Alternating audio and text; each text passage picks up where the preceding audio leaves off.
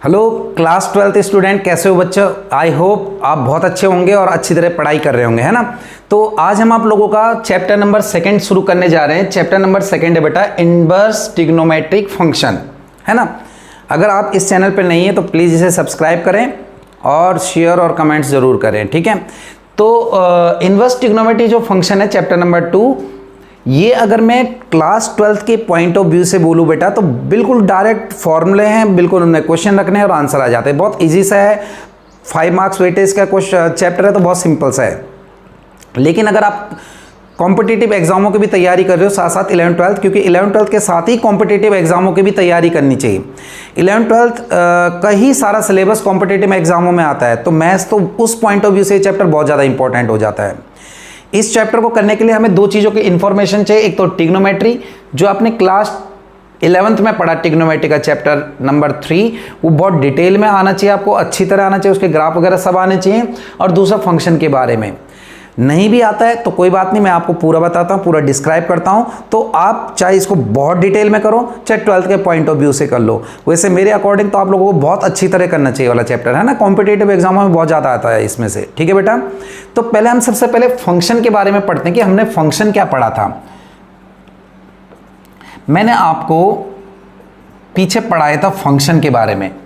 मैंने कहा था एक फंक्शन क्या नहीं होता, एक एलिमेंट की दो इमेज नहीं होनी चाहिए, ये फंक्शन नहीं होता।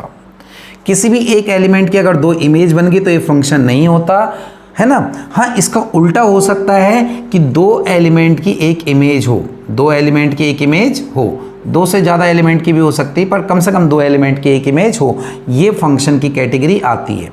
तो एक तो मेरे को पता होना चाहिए कि फंक्शन क्या होता है।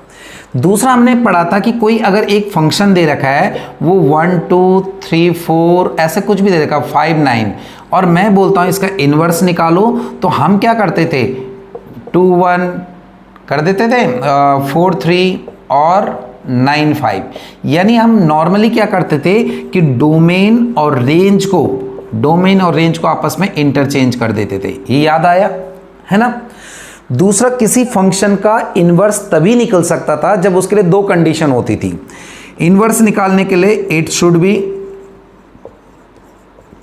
1 to 1, एक तो 1 to 1 होना जरूरी था, और दूसरा it should be onto. अगर कोई फंक्शन 1 to 1 और ऑन टू होता था तभी हम उसका इन्वर्स निकाल सकते थे, अदरवाइज इन्वर्स नहीं निकल सकता था। 3 चीजें मैंने बता दी। फंक्शन क्या होता है पता चल गया, फंक्शन क्या नहीं होता, एक एलिमेंट की दो इमेज नहीं होनी चाहिए। मैंने पिछली बार एग्जांपल दिया था कि एक स्टेशन से दो गाड़ियां एक साथ नहीं जा सकती, दो स्टेशन से आ सकती है, ठीक है। कैसे भी आप याद रख लो, ठीक है।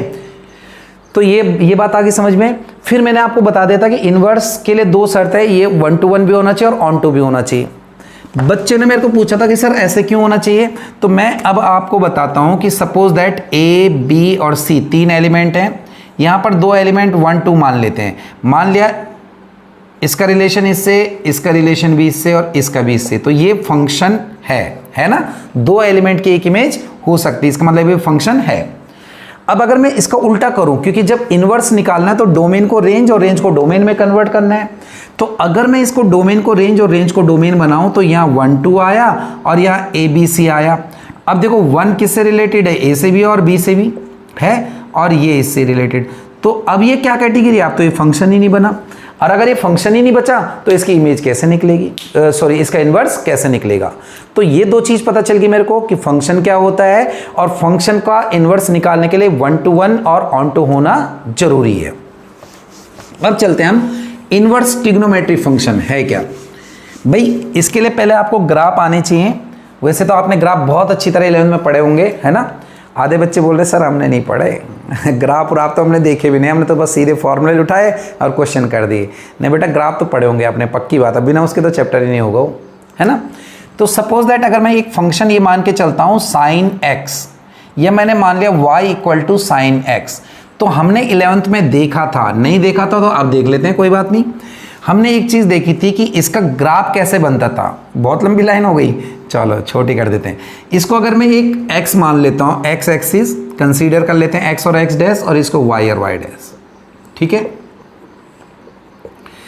तो ये तो पता होगा ना कि ट्रिग्नोमेट्री में साइन थीटा की वैल्यू -1 से 1 जाती है, -1 से 1 क्लोज इंटरवल में -1 भी आता है, 1 भी आता है, और उनके बीच की यानी मैक्सिमम वैल्यू होती है 1 और मिनिमम वैल्यू होती है -1। तो मैंने यहाँ पर मान लिया 1 और यहाँ पर मैंने मान लिया -1। यहाँ पर मैं साइन थीटा की वैल्यू रख लेता हूँ, साइन एक्स है ना, साइन एक्स की जगह 0, 30, 45, 60, 90, -30, -45 माइनस कुछ भी रख दो। हम 2-4 वैल्यू रख देते हैं, 0 रख लेते हैं, कुछ वैल्यू रख देते हैं, π/2 रख देते हैं, पाई रख देते हैं, 3π/2 रख देते हैं, 2π रख देते हैं। इधर मैंने रख दिया -π/2 माइनस का पाई, ठीक है, इसको थोड़ा लंबी देखो बढ़ानी पड़ी ना, फिर -3π/2 और इसको रख दिया -2π। तो हमें ये पता है कि 90 में वैल्यू होती 1, बहुत ऊंचा हो गया, थोड़ा यहाँ बना देते हैं, थोड़ा सही आ जाए ग्राफ। 90 में वैल्यू होती 1, तो ये ग्राफ कर बनते हुए 1 तक जाएगा, ये आई हमारे पास 1, ठीक है, थोड़ा सा और ऊपर जाएगा, ठीक है, 90 में 1 पे जाएगा, फिर 180 में वैल्यू होती 0, फिर 370 में 270 में वैल्यू होती -1, तो ये -1 तक आया, फिर इसमें होती 0, ऐसे चला गया।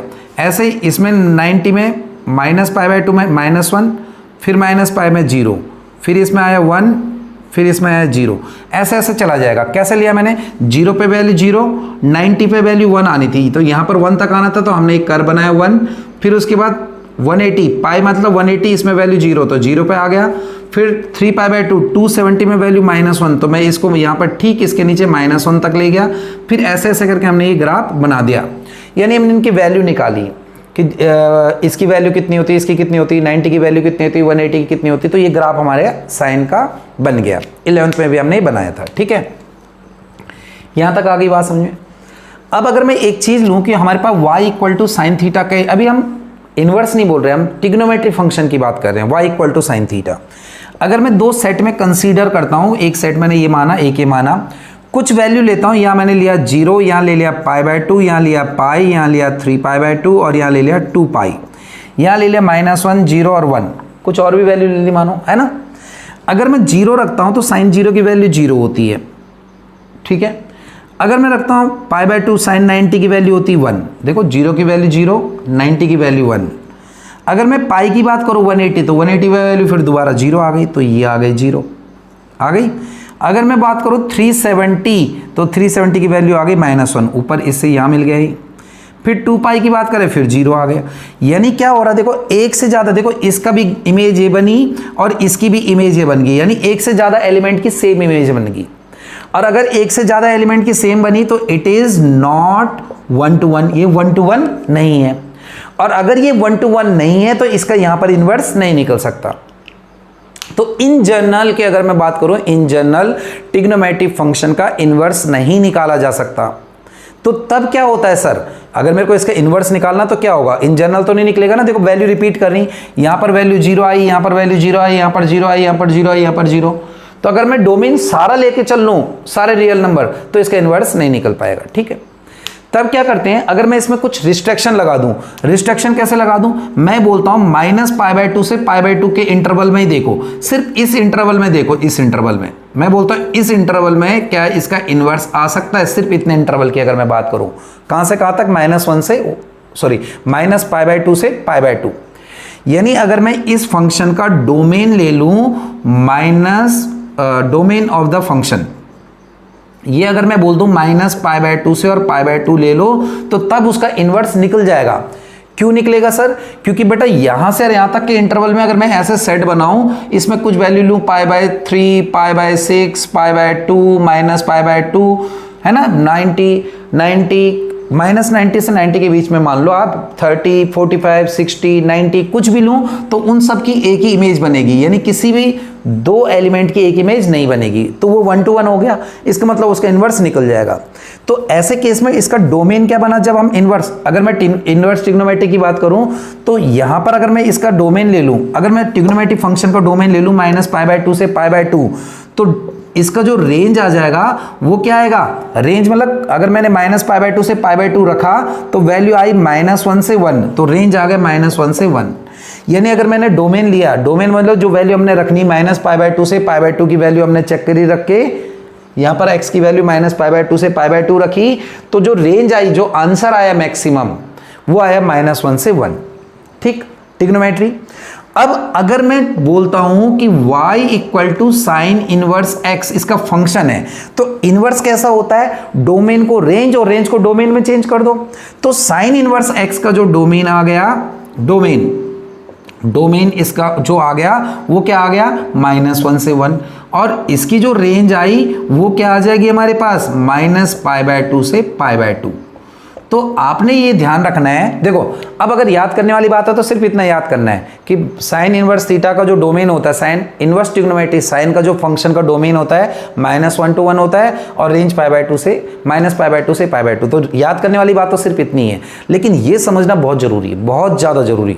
अच्छे बच्चों को तो बहुत ही जरूरी, और सब अच्छे हैं, ठीक है। तो यानी इनडायरेक्टली सबको समझना जरूरी हो गया ना, मैथ का रिलेशन इनडायरेक्टली गॉग फॉग निकाल दिया हमने सब कुछ। तो डोमेन क्या हो गया, -1 से 1, और ये वाली जो ब्रांच है यहां से यहां तक, ये कहलाती है प्रिंसिपल वैल्यू ब्रांच। क्या कहलाती है, प्रिंसिपल वैल्यू ब्रांच, ठीक है। और ये जो आंसर आएगा यहां से यहां तक, कोई ये वाला जो भी आंसर आएगा उसको बोलते हैं प्रिंसिपल वैल्यू। क्या बोलते हैं, प्रिंसिपल वैल्यू। 11th में सीखी थी आपने प्रिंसिपल वैल्यू निकालनी, चलो कोई बात नहीं सीखी तो प्रिंसिपल वैल्यू ब्रांच है ना। अब मेरे को कई बार बच्चे पूछते हैं, जैसे पंकज ने पूछ दिया था कि सर यहां से और यहां तक तो फंक्शन जो होता है यहां से लेकर और यहां तक है ना, कोई वैल्यू रिपीट नहीं कर रही है। तो सर यहां से और यहां तक भी तो कोई वैल्यू रिपीट नहीं कर रही, यहां से यहां तक भी तो देखो कहीं पे भी कोई वैल्यू दोबारा नहीं आ रही, यहां से यहां तक, और यहां से यहां तक भी नहीं आ रही, और यहां से यहां तक भी नहीं आ रही। बेटा बिल्कुल सही बोल रहे हैं, इसमें और भी बहुत सारी ब्रांचेज हो सकती है जहां पर वैल्यू रिपीट नहीं कर रही, लेकिन जब उसका इनवर्स निकालेंगे तो वो देगा हमें कि π/2 से 3π/2 निकालो, 3π/2 से कहीं और 5π/2 आएगा उसको निकाल लो, या -π/2 से -3π/2 निकाल लो, वो हमें देगा। अगर उसने हमें नहीं दिया है तो मैं ये कंसीडर कर लूंगा कि हम प्रिंसिपल वैल्यू ब्रांच पे ही निकालेंगे। आगे बात समझ में, पता चल गया। तो एक तो आपने ये चीज ध्यान रखनी है, ठीक है। ये है साइन इनवर्स का। ऐसे में अब आपको बताता हूं कॉस इनवर्स का। हाँ, तो उसके बाद अगर मैं बोलता हूं कि साइन इनवर्स का ग्राफ बनाओ, तो वो जो ग्राफ ऐसा था उसको पलट दो जस्ट, तो उसको पलटोगे तो लगभग ऐसा ग्राफ बन जाएगा आपके पास, ऐसा बन जाएगा, ठीक है बेटा। यहाँ पर 0 आ जाएगा है ना, यहाँ -1 आ जाएगा, यहाँ इधर हमारे पास 1 आ जाएगा है ना, -π/2 ऐसे बन जाएगा, ठीक। फिलहाल उसके बाद आता हमारे पास कॉस का ग्राफ। तो कॉस का ग्राफ ऐसे बनता, देखो मैंने यहाँ ले लिया 0, फिर वही ले लिया π/2 ले लिया, पाई ले लिया, 3π ले लिया, 2π ले लिया, ये वैल्यू ले ली मैंने। कॉस 0 की वैल्यू कितनी होती है, 1, वही 1। फिर कॉस 90 की वैल्यू 0, तो 1 से 0 आया। फिर कॉस 180 की वैल्यू होती है -1, तो ये आया -1 पे। कॉस 360 की जो वैल्यू होती है 270 की, सॉरी, वो होती है 0, यहाँ आया, फिर ऐसे चलता चला जाएगा। ये ग्राफ बनेगा कॉस का। डिटेल ग्राफ है क्लास 11th में, अगर आप देखना चाहते हो क्लास 11th को बहुत डिटेल में देख सकते हो, ठीक। तो यहां पर क्या हो रहा है कि इस वाली ब्रांच में यहां से और यहां तक, यहां से और यहां तक कोई वैल्यू रिपीट नहीं कर रही। देखो π/2 मैंने बोला ना, करने को तो यहां पे भी नहीं कर रही, करने को तो यहां पे भी नहीं कर रही, लेकिन जो मेन प्रिंसिपल वैल्यू ब्रांच माना गया वो माना गया यहां से लेकर और यहां तक। अगर आप बोलोगे सर ऐसे ले लेते हैं इसको, तो यहाँ पे तो गलत हो जाता, क्योंकि ये वैल्यू रिपीट कर, यहाँ 0 और यहाँ पे भी 0 रिपीट हो गई ना, तो या तो वो इसको मान सकता था या इसको कंसीडर ये वाला करा गया। तो ये वाला हमारे पास आया। अगर मैं इसमें डोमेन मांग दूं तो यहाँ पे डोमेन क्या है हमारे पास, ये वाली वैल्यू ये कितनी है 0, और ये वाली वैल्यू ये कितनी है हमारे पास पाई। और अगर मैं इसकी रेंज मांग दूं, डोमेन ऑफ द फंक्शन और रेंज ऑफ फंक्शन अगर हम बात करें तो रेंज क्या है हमारे पास, यहाँ पर 0 पे वैल्यू क्या है 1 है ना, और यहाँ पर वैल्यू क्या है हमारे पास -1 आ गया। अब इसका मैं रिवर्स कर दूं, अगर इसका उल्टा कर दूं, अगर मेरे को y equal to cos inverse x का निकालना है तो ये ग्राफ ऐसे पलट जाएगा, ग्राफ ऐसे पलट जाएगा ना, मिरर इमेज बनती हो। एक्चुअली में यहाँ पर एक x इक्वल टू y वाली लाइन लेते हैं और मिरर इमेज बनती है। ये बनाऊंगा तो बहुत लगभग आधे 1 घंटे की वीडियो होगी। अगर बहुत डिटेल में बनाऊंगा तो बहुत डिटेल में इसको तुम्हें बहुत डिटेल में बता सकता हूँ कि इमेज कैसे बनती है। एक्चुअली में ऐसा पलटा जाता है इस कर्व को, लेकिन फिर 1 घंटे की बहुत बड़ी वीडियो बन जाएगी, वो तुम देखोगे नहीं, मेरे को पता है। तो y equal to cos inverse x हो गया हमारे पास, हो गया। और अगर मैं कॉस इनवर्स की बात करूं तो वही डोमेन रेंज और रेंज डोमेन में चेंज हो जाएगी। तो यहां पर इसका जो डोमेन बनेगा, इसका डोमेन ऑफ फंक्शन क्या बन जाएगा, अब हमारे पास रेंज वाला बन जाएगा 1 से -1 से 1, ये बनेगा हमारे पास। ये 1 से -1 ले लो, -1 से 1 लिख लो, ज़्यादा बेटर रहता है। और इसका हम रेंज ऑफ द फंक्शन लिखेंगे तो क्या है हमारे पास 0 से पाई आ गया। तो ऐसे ऐसे आपने हर एक ग्राफ का करना है। कॉस एक्स साइन हो गया, कॉस हो गया, टेन हो गया, कॉसेक हो गया, सेक हो गया, कॉट हो गया। तो सिंपल सी बात आपने ये दिखा हुआ मैंने, ये याद रखना है कि साइन का जो इनवर्स है -1 से 1 π/2, ये डोमेन और ये रेंज। तो ये लिखे हुए सारे फंक्शन की निकलता है ऐसा ही ग्राफिकल है, ये मैंने आपको बता दिया कैसे, थोड़ा सा हिंट है, आप कर सकते हो। ठीक है, अब आती है क्वेश्चन में कैसे अप्लाई करेंगे सर। तो क्वेश्चन में अब आपने एक दो चीजें ध्यान रखनी बेटा। पहली चीज आपने ये ध्यान रखनी है कि अगर मैं बात करता हूं साइन इनवर्स एक्स, तो साइन इनवर्स एक्स का मतलब साइन और इसकी पावर -1 और एक्स, इसका मतलब साइन इनवर्स एक्स ही होता है। मैं इसको 1/sin x नहीं लिख सकता कभी भी। साइन इनवर्स एक्स का मतलब साइन इनवर्स एक्स ही रहता है। ये बात आगे समझ में। दूसरी बात कि अगर कभी साइन इनवर्स और साइन एक्स है तो ये इक्वल टू एक्स हो जाता है। अब ऐसा नहीं करते बच्चे, पता क्या करते हैं, बच्चे लिखते हैं 1/ में साइन और यहां पर है साइन और इनटू में एक्स और साइन से साइन कट गया। ऐसे कैंसिल नहीं होता। आप अपने माइंड में सोच लो, चलो एलिमिनेट हो गया, लेकिन यही आएगा। यानी इनवर्स ट्रिग्नोमेट्री फंक्शन और ट्रिग्नोमेट्री फंक्शन आपस में अगर एक साथ आ रहे हैं, एडजेसेंट आ रहे हैं, उनके बीच में कुछ नहीं आ रहा है, तो 1 हो जाएगा, यानी 1 × x x हो गया। ये अगर मैं बोलता हूं कि यहां पर साइन है और यहां साइन इनवर्स x है, तो भी हमारे पास क्या हो गया, इनवर्स ट्रिग्नोमेट्री और ट्रिग्नोमेट्री फंक्शन एक साथ आ रहे। तो सपोज दैट कोई भी ट्रिग्नोमेट्री फंक्शन, साइन की बात नहीं चल रही, tan इनवर्स और tan x है, तो ये हमारे पास x हो जाएगा। ये और ये एलिमिनेट हो गए, कैंसिल हो गए। सोच लो अपने माइंड में, कैंसिल नहीं करते, बार बार बोल रहा हूं, मान लो कैंसिल हो गए, ये अपने माइंड में बिठा लो। ठीक है, ये बात आ गई सबको समझ में। एक तो आपने ये चीज ध्यान रखनी है। ठीक है, दूसरी, अगर y = sin x है, इस साइन को मैं अगर इधर लेना चाहूंगा तो इधर आके ये हो जाएगा साइन इनवर्स और यहां पर है y = x। यानी ट्रिग्नोमेट्री फंक्शन जब दूसरी तरफ जाएगा तो वो इनवर्स ट्रिग्नोमेट्री हो जाएगा। फिर वही इनवर्स ट्रिग्नोमेट्री इधर जाएगा, मानो इस साइन इनवर्स को इधर ले जाऊंगा तो y = sin x हो गया। यानी इनवर्स ट्रिग्नोमेट्री फंक्शन दूसरी तरफ जाके ट्रिग्नोमेट्री, और ट्रिग्नोमेट्री जो होगा वो इनवर्स ट्रिग्नोमेट्री बना लेगा। दो चीज आपको आ गई।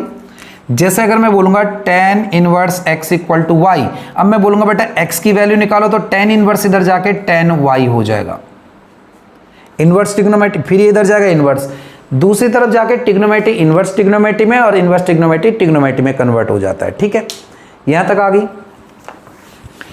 इस वीडियो के बाद आपने, पहले मैं आपको प्रिंसिपल वैल्यू निकालना सिखा देता हूं, फिर हम आगे उसकी बात करते हैं। और ठीक है, सपोज दैट मैं बोलता हूं यहां पर कि साइन इनवर्स 1/2 है, इसकी प्रिंसिपल वैल्यू निकालो। प्रिंसिपल वैल्यू पहले आपने अपने माइंड में वो बिठाना जो मैंने अभी यहां पे लिखवाया था आपको, कि साइन थीटा की प्रिंसिपल वैल्यू कहां से कहां तक जाती, -π/2 से और π/2 तक जाती साइन इनवर्स की, है ना। तो आंसर इसी के बीच में आना चाहिए। अगर इसके बीच में नहीं आया तो गलत है तुम्हारा, तब कुछ ना कुछ आपने तिकड़मबाजी लगानी है। ठीक है, तो अगर मैं इसको बात करूं तो साइन इनवर्स और साइन, ये किसकी वैल्यू होती है 1/2, साइन π/6 की वैल्यू होती है, साइन 60 की वैल्यू 30 की वैल्यू होती है π/6। अब इनवर्स ट्रिग्नोमेट्री आपस में एलिमिनेट, ये सोच के चल रहा, हमारे पास आ गया π/6, ये आंसर आ गया। अब क्या π/6 इन दोनों के बीच में आ रहा है, ये दोनों इंक्लूड है क्लोज इंटरवल में, या तो ये दोनों या इनके बीच की वैल्यू। तो ये अगर मैं मान के चलूं π/6 तो 30 डिग्री हुआ, तो -90 से 90 के बीच में तो आएगा, यानी -π/2 से π/2 के बीच में क्या आएगा, π/6। So this is your answer. Suppose that मैं लेता हूं यहां पर कि हमने ले लिया, चलो हम ले लेते हैं यहां पर साइन इनवर्स, एक और ले लेते हैं वैल्यू √3/2, ये ले लिया मैंने। ठीक है, तो साइन इनवर्स और √3/2 किसकी वैल्यू होती है, साइन 60 की, यानी π/3 हो गया, π/3। इससे ये एलिमिनेट हुआ, तो मेरे पास आंसर क्या आ गया, π/3। अब ये भी इसके बीच में आ रहा है, तो ये भी इसका प्रिंसिपल वैल्यू, ये जो प्रिंसिपल ब्रांच है ना, इसी के बीच में आनी चाहिए प्रिंसिपल वैल्यू। ठीक है, ये बात आ गई समझ में। एक और एग्जांपल मैं लेता हूं कि मैं यहां पर लिख रहा हूं आपको साइन इनवर्स और साइन इनवर्स और -1/√2। अब अगर मैं ऐसा लिख देता हूं कि साइन इनवर्स, ये हो हमारे पास साइन -1/2। देखो भाई, साइन आपने एक चीज पढ़ा 11th में, कई बार पढ़ा होगा, sine minus theta minus sine theta ही होता है। अब माइनस का फर्क किसके साथ नहीं पड़ता, सिर्फ कॉस और सेक। कॉस और sec, cos minus theta cos theta plus हो जाता है, और sec minus theta plus sec theta, बाकी सब में माइनस शुरू में आ जाता है। साइन माइनस थीटा होगा तो माइनस साइन थीटा हो जाएगा, टेन माइनस थीटा होगा तो माइनस टेन थीटा, बाकी सब में माइनस शुरू में आ जाता है। यानी हम ये बोल सकते हैं कि ये जो ट्रिग्नोमेट्री ये माइनस को वोमिट कर देते हैं और ये डाइजेस्ट कर देते हैं अपना याद रखने के लिए। ठीक, तो मैं इसको ऐसे लिख सकता हूं साइन इनवर्स, ये वैल्यू होती है 45 की pi by 4, sine minus pi by 4 लिख सकता हूं, साइन माइनस पाई बाय 4, क्योंकि sine minus pi by 4 minus sine minus theta minus sine theta होगा। अब ये हमारे पास कटा तो आ गया माइनस पाई बाय 4। ये बात आगे समझ में? ठीक, तो साइन 10 और कॉसेक में तो ऐसा हो जाएगा, साइन 10 और कॉसेक में, साइन 10 कॉसेक में माइनस आ गया तो थीटा के साथ आप क्या ले लोगे? माइनस। अगर कभी कॉस में, सेक में और कॉट में अगर माइनस आ जाता तो आप पाई माइनस थीटा ले लेना। मैं सीधा सीधा आपको सिंपल से एक जुगाड़ बता रहा हूं, ठीक है। जैसे कॉस इनवर्स हमने ले लिया, कॉस इनवर्स 1/2 ये ले लिया, तो यहां पर तो आ गया कॉस इनवर्स, है ना। अच्छा, कॉस की वैल्यू होती 0 से पाई, 0 से पाई, सॉरी ये आएगा क्लोज इंटरवल में आएंगे दोनों, हाँ दोनों इंक्लूड होते हैं।